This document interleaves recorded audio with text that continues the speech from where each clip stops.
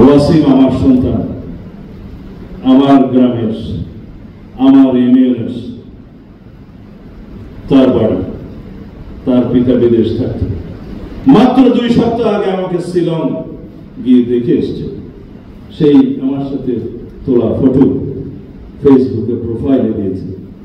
যখন তার শাহাদাত বরণের কথা শুনলাম, ভিডিওতে দেখলাম, আমি বাকরুদ্ধ হয়ে তার পরিবারের সাথে কথা বললাম, মায়ের সাথে কথা বললাম।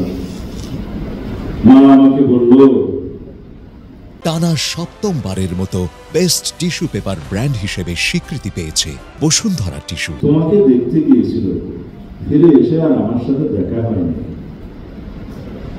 চোখের পানি রাখতে পারিনি।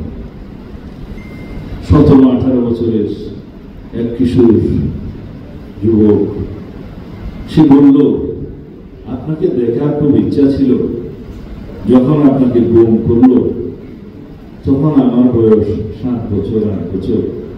তখন আমি শুনেছিলাম, মনে নেই, যখন কলেজে আসলাম, বড় হলাম, সবসময় মাকে বলতাম আমি ওনাকে দেখতে যাব। সেই আবেগ, কিশোরের আবেগ, যৌবনের আবেগ। 2 সঙ্গী, তারা 2 জন দেখতে গেল।